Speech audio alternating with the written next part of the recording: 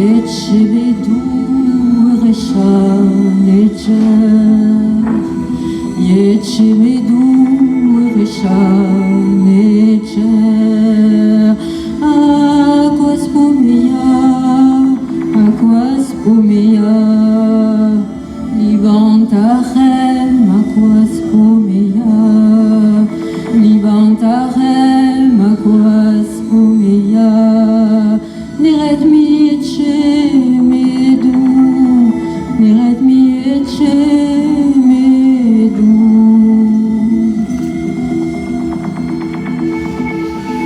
Etche medu Rishanejer,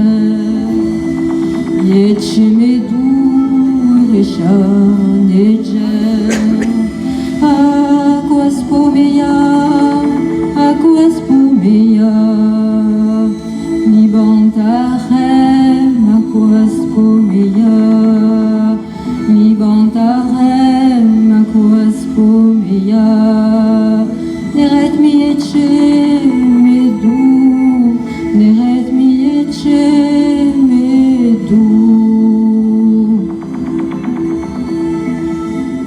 Etche medu Rishanejer, Etche medu Rishanejer,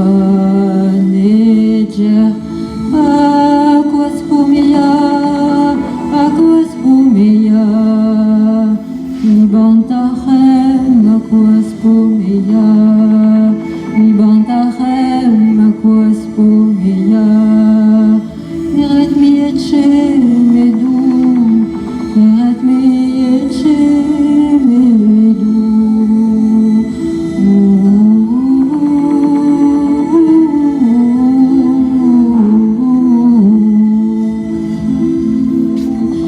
Shania, Shania, Shania,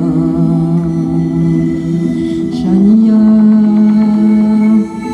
Etche medu Rishanejer, Etche medu Rishanejer, Aquas Pumia, Aquas Pumia, Libantachem, Aquas Pumia, Libantachem, Aquas Pumia, Neret mi etche medu, Neret mi etche medu.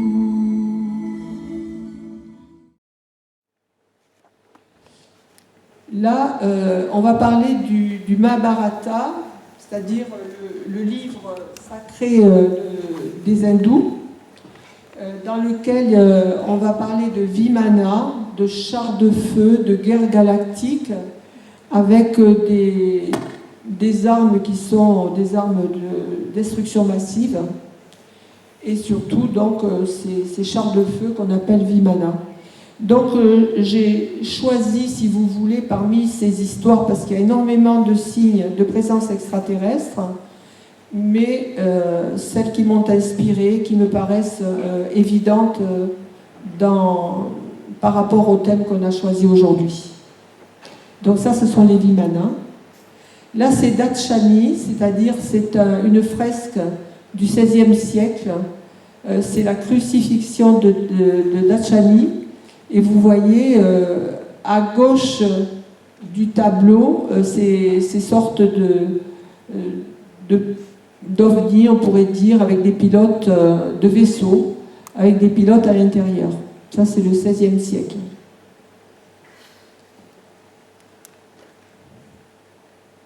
Là, c'est Palenque. Palenque, c'est au Mexique. Ben, j'étais justement là-bas avec Raphaël Pailleur.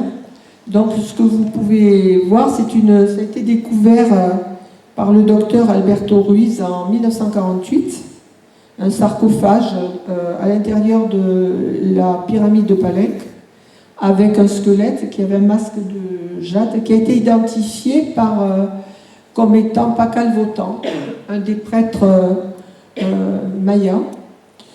Et ce qu'on peut voir sur l'image, c'est une position de pilote penché avec à l'arrière, dans une sorte de cylindre, les mains posées sur des leviers, des boutons, et du feu à l'arrière, vous voyez, comme un appareil qui est en mouvement et qui est en marche, quoi.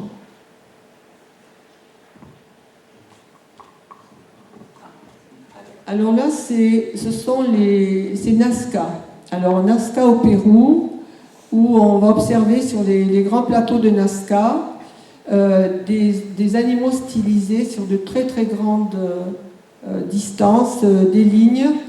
Certains ont dit que ça pouvait être comme des pistes d'atterrissage, voilà. Et en fait, il y a une Maria Reich, voilà, une anthropologue allemande qui a consacré sa vie à l'étude et à la préservation surtout de ce site. Alors en 1990, il y a eu dans Paris Match un article consacré à ces grands dessins. Pendant cette conférence, comme je suis ufologue aussi, on va en parler. Donc voilà. Alors la naissance de la vie sur la Terre, c'est quoi? C'est tout simplement, d'après la version officielle, scientifique, là on parle de panspermie. La panspermie, c'est tout simplement le fait que les astéroïdes qui viennent de l'univers viennent apporter les éléments, les briques du vivant sur la Terre. Donc, qu'est-ce qui se passe pendant la panspermie? Les briques du vivant arrivent sur la Terre, les acides, on appelle ça des acides aminés. Ce sont des briques du vivant, des molécules complexes qui tombent avec des météorites dans les océans sur la première Terre qui était la Terre formée par une Terre qui a été télescopée avec une planète de la grosseur de la planète Mars, qui a fait une Terre beaucoup plus grosse, la Terre que nous connaissons aujourd'hui, et qui aurait fabriqué la Lune. Donc cette planète, qui est la planète ancienne, la planète Terre ancienne, a la vie qui apparaît grâce, vous voyez, à ces météorites qui tombent dans les océans. On a des acides aminés, là vous avez des représentations d'acides aminés qui sont représentés sur la base d'un astéroïde où on a détecté des traces d'acides aminés.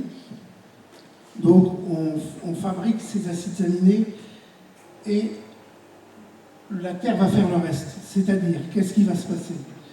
Il va se passer que la Terre va faire son travail. Tout simplement, les acides aminés vont se sioniser avec les éléments de l'océan. C'est-à-dire que l'ionisation atmosphérique, c'est-à-dire qu'à l'époque, il n'y avait pas de couche d'ozone sur la Terre, il n'y avait aucune couche d'ozone. La couche d'ozone n'existait pas, donc les planètes, les acides aminés vont être ionisés, c'est-à-dire vont s'aimanter les uns avec les autres pour fabriquer des briques plus importantes comme des protéines, de l'ARN et de l'ADN pour fabriquer des cellules vivantes, des bactéries tout simplement, grâce à un océan qui sera riche en fer, parce que le fer était très, très important à l'époque. Cette langue inconnue, c'est « il décide quand ça vient », et c'est toujours quand je suis en contact avec, soit dans une grotte, soit dans une connexion intérieure importante, ou alors quand je suis dans des rassemblements où ça peut se partager. Et ça s'est toujours fait comme ça, sauf une fois où j'ai dit non. Là, c'est Dominique qui a dit non, il voulait. Et donc avant, j'étais un petit peu comme ça, et c'était dans une conférence, et en face de moi, au premier rang, donc quelqu'un qui était à 2 mètres, que je ne sentais pas. Et j'ai dit, Dominique, ce sera non. Donc ils ont dit, ok, voilà, ce sera non. Mais autrement, ça peut revenir, hein. C'est comme ça, c'est imprévisible. C'est pas tous les jours. Ça veut dire quoi? Ça veut dire quoi? C'est souvent la question qu'on me pose, c'est ce que vous comprenez. Voilà. C'est-à-dire, c'est une histoire de vibration. Je vais répondre plus complètement à la question. C'est-à-dire qu'au début, je me suis posé la même question. Et je me suis dit que j'étais en train de me perdre par rapport à ça, à vouloir savoir ce que ça veut dire. Et c'était plus à sentir ce que ça voulait dire. Vous voyez, ce sont avant tout des vibrations. Et souvent dans la compréhension que j'en ai, dans la perception que j'en ai, qui est très subjective par définition, c'est pour ça que si j'ai quelque chose à dire, à traduire, j'évite de le faire parce que c'est subjectif. Donc je dirais mon parcours d'accompagnant de la personne m'a donné l'expérience d'éviter de dire à la personne ce qu'elle veut entendre ou ce qu'elle a à entendre. C'est plutôt de faire en sorte que la personne entende ce qu'elle a à entendre elle-même par son propre discernement. Mais de ce que je perçois dans ce qui me traverse, parce que c'est plus exactement de dire ça, ce sont souvent des messages de bienvenue avec les consciences de l'intraterre et pas uniquement de l'intraterre de Gaïa. C'est arrivé une fois quand on était en... Tout à l'heure, il y avait une image de Umberto Molinaro. En 2020, on a fait un voyage avec Umberto. C'était l'année où on était emprisonnés. Oui. Vous savez. Et donc, on était un tout petit groupe avec Umberto. Et donc, on devait être 14, je crois. C'était super. Et quand on est allé à Glastonbury, il y a un puits dans le village, là. Puis donc, on a fait une méditation au niveau du puits. Alors là, ils ont envoyé, voilà. Et puis, voilà, ça s'est trouvé comme ça, parce qu'on était dans un groupe où ça pouvait. Donc, c'est eux qui ont décidé, allez, on envoie les vibrations. Ce sont avant tout des vibrations. Et quand je dis ça, c'est pas pour botter en touche. C'est parce que je le vis comme ça.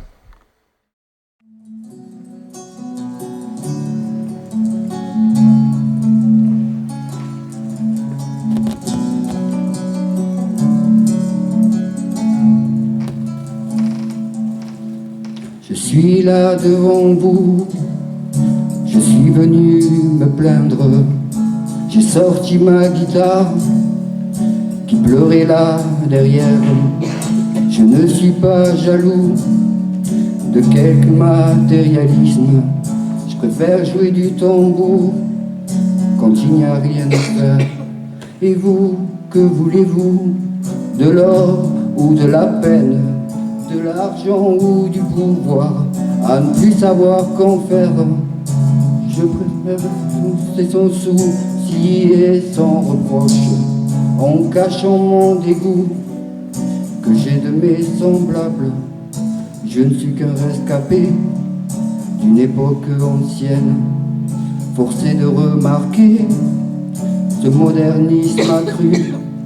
Ma liberté atteinte au profit d'un système.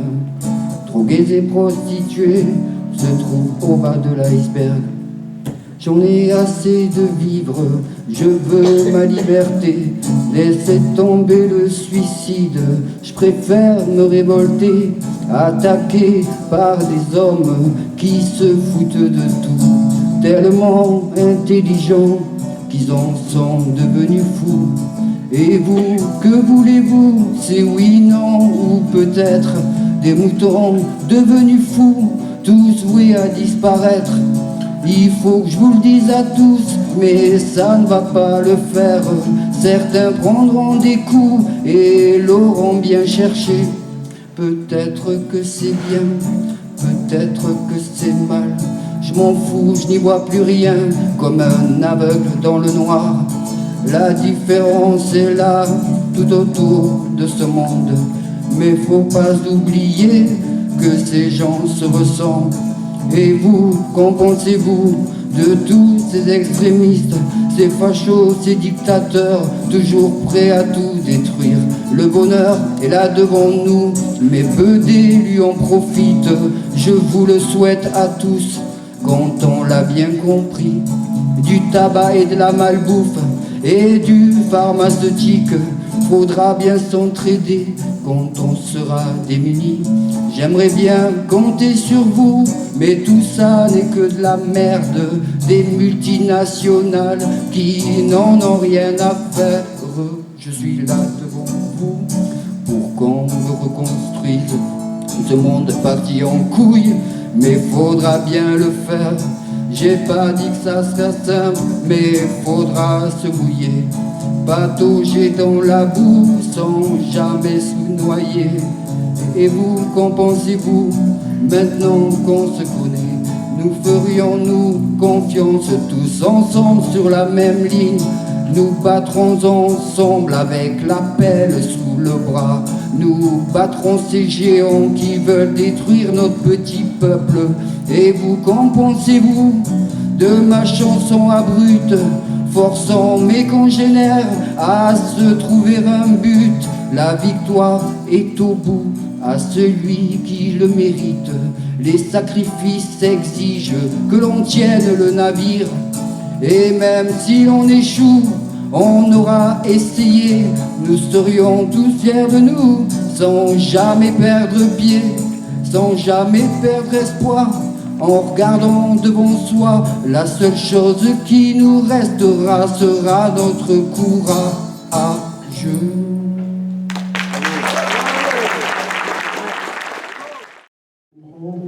Cette technologie qui n'est pas d'origine humaine. Donc c'est ça, c'est la motivation au départ, c'était de transmettre quelque chose à partir du travail que nous, on avait effectué. C'était ça le but initial. Et par la force des choses, je suis un peu devenu, je dirais, le spécialiste français pour moi, des ONI de forme triangulaire, parce que bon, en faisant des recherches, je me suis aperçu qu'il n'existait pas d'études et de travail complet sur ce sujet. Sans vouloir me vanter, je pense être le premier chercheur, le premier ufologue français à avoir fait un travail aussi complet que possible sur ces ONI de forme triangulaire. Alors, il existe des études aux États-Unis qui n'ont pas été traduites en français, mais alors peut-être aussi dans d'autres pays, hein, peut-être en chinois aussi, mais je ne les connais pas. Du moins en France, je pense être un pionnier dans ce domaine. Ah, mais complètement, et c'est un livre très documenté, avec des dessins très précis. Je pense que ça peut vraiment convaincre les plus sceptiques. Alors certains de ces ovnis sont noirs, d'autres éclairés avec des lumières. Qu'est-ce que tu pourrais nous dire au sujet des métamatériaux? Est-ce que tu penses que ça peut rendre invisible, par exemple, furtif, ces ovnis? Oui, tout à fait. Alors, bon, en récoltant les témoignages, en même temps qu'on récoltait les témoignages, les gens nous décrivaient l'aspect qu'avaient ces ovnis de forme triangulaire. Alors,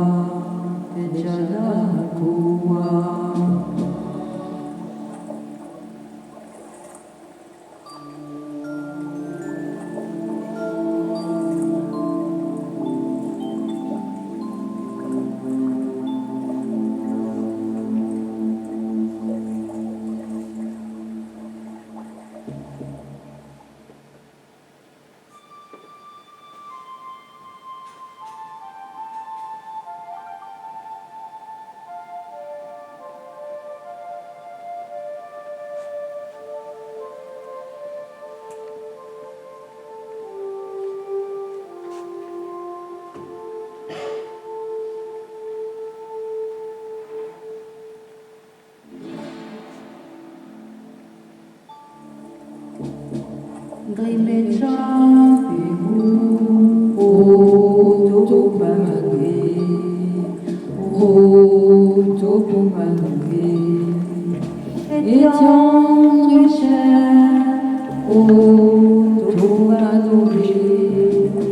Manohe iwe Tejana Pua Tejana Pua.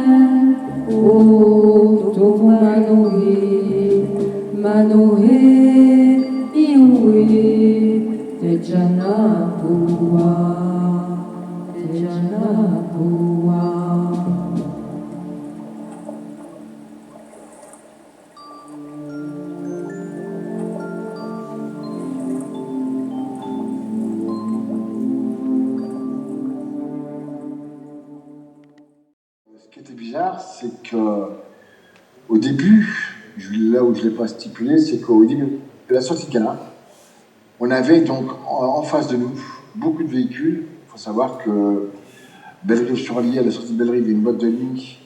Et sur Saint-Pourçain, il y a une boîte de nuit aussi. Il y a beaucoup de monde qui y vont. Et derrière nous, il y avait un camion, plusieurs voitures qui étaient derrière le VSL. Et d'un seul coup, tous les phares de ces véhicules, tant en face de nous que derrière nous, ont totalement disparu. Lorsqu'on arrivait, ce qui était bizarre, à Lyon, déjà depuis sur le département, déjà sur la nationale 9, après la commune d'Aigues-Perces, on a remarqué qu'il n'y avait plus du tout de quelque chose de bizarre qui s'était produit. On n'avait plus de vent, plus de bruit d'oiseaux, plus aucun cri. Et lorsque j'ai voulu ouvrir les fenêtres, la patiente a fait de même de son côté à droite. Il n'y avait absolument aucun courant d'air, mais alors rien, strictement rien du tout. Donc j'ai continué, et à Cognac-Lyon, après avoir traversé Cognac-Lyon, une descente, une côte, avec un petit village sur la gauche, Cugnelon, parce que maintenant c'est tellement vieux, mais tout en haut, il y a une ferme qui se trouve sur la droite, et à cet endroit-là précis, qui va sur la commune de Bellerive-sur-Allier et Vichy, on a eu le vaisseau sphérique gigantesque qui est venu sur le côté du véhicule et qui s'est immobilisé et qui nous a ébloui d'une illumination qui était phénoménale. Et c'est pas compliqué, c'était tellement géant qu'on aurait pu vraiment, de la main, la toucher largement en ouvrant la fenêtre droite, largement toucher de la main, tellement c'était géant et gigantesque. C'est comme si elle n'était pas de nous, alors qu'en fait, elle recouvrait la ferme et les champs qui étaient sur le côté. Et c'était magnifique. Il y avait le côté haut qui était bien orangé, le côté bas aussi, et autour, à l'extérieur, il y avait cette vapeur, un nuage tout autour et tout en bas. Et au milieu, il y avait comme un disque cratère gris, creusé, qui entourait le vaisseau sphérique. Et sur la partie du vaisseau sphérique lui-même orange, il y avait des impacts, comme on voit sur la Lune, des impacts creusés, de haut jusqu'en bas. Et puis, je ne peux pas vous dire si ça a duré quelques secondes ou une minute ou plus, mais ça n'a pas duré très très longtemps. Ça a disparu, ça s'est levé doucement, ça a disparu direction sud-est, et c'est revenu 2 fois de suite, puis ça a redisparu. Et le tout sans jamais entendre le bruit du moteur du véhicule. À aucun moment, on a écouté le bruit du moteur. C'est comme si que le moteur était éteint, mais je continuais de rouler sans rien entendre. Il n'y avait plus aucune lumière, c'est pas compliqué. La route devant moi était noire. J'ai l'âge de 7-8 ans. J'ai conscience, en fait, depuis cet âge-là, déjà j'étais choqué par la pollution, les voitures, le bruit en ville, l'industrie, les zones industrielles, tout ça, et tout ce monde basé sur l'industrie, le travail, l'argent. J'étais choqué en fait, en étant enfant, parce que je me disais, mais qu'est-ce que c'est ce monde dans lequel je suis arrivé? J'ai l'impression d'être arrivé, je ne sais pas où, et j'avais vraiment cette impression que c'était un monde matérialiste, très dense, très pollué, etc. Donc j'étais vraiment dans un mal-être, et j'avais conscience que quelque chose n'allait pas, parce que j'avais en fait des souvenirs, c'était même pas des visions, c'était des souvenirs de ce futur extraordinaire, et même je dirais fonctionnel en fait. J'avais un souvenir d'un monde fonctionnel, c'est-à-dire un monde absent. Aussi, je me vois aussi assis au pied d'un arbre et je me souviens du passé. Et là, des enfants arrivent, les enfants du futur arrivent et me tarautent de questions sur ce qu'était la Terre d'avant, c'est-à-dire l'ancien monde que nous vivons maintenant. Et surtout, ils me demandaient, dans cette vision, mais on aimerait vraiment savoir comment est-ce que vous avez... Qu'est-ce qui s'est passé quand il y a eu les grands bouleversements, le grand changement, la grande bascule, etc. Eux, ces enfants du futur dans mes visions, avaient vraiment envie de savoir ce qui s'était passé au moment où nous vivons aujourd'hui, qui est un moment difficile de transition, de très gros sauts quantiques, de nettoyage, etc. Là, vous avez je voyais aussi des spatioports, donc plus besoin d'aéroports. Ce sont des spatioports dans le futur, c'est-à-dire que non seulement on peut aller à Paris, Londres ou ailleurs, mais aussi sur Mars, Vénus, Sirius, Orion, Vega, vous imaginez, vous avez vos destinations et vous partez explorer une autre constellation en dehors de notre système solaire. Ça, c'est vraiment le futur qui nous attend. Et c'est absolument extraordinaire. À présent, je vais vous parler de mon premier contact. Et là, tu peux ouvrir le dossier premier contact. C'est l'expérience que j'ai vécue. Donc, quand j'étais enfant, j'avais déjà une sensation d'être observé, d'être surveillé, mais de façon bienveillante, c'est comme si j'avais des parents dans le ciel, dans les étoiles particulièrement, et l'été, quand j'étais chez mes parents, à la Bastide-Beauvoir, qui est sur la route de Revel, dans les années 80, on avait une maison là-bas, et donc il n'y avait absolument aucune pollution lumineuse, donc je voyais le ciel, c'était extraordinaire, et donc je m'étendais dans l'herbe, ou alors je dormais carrément sur un matelas, et je me laissais porter par ce ciel, et dans ces étoiles, je me sentais envahi d'un bien-être, d'une présence surtout. Je sentais une présence qui veillait sur moi. Un peu comme si ça me disait « tu n'as rien à craindre, laisse couler, et puis sois toi-même un peu », voilà, des choses comme ça. Et quand mes parents fermaient les volets le soir après m'avoir couché, j'attendais qu'ils quittent la chambre et j'allais réouvrir les volets pour avoir le ciel comme compagnie.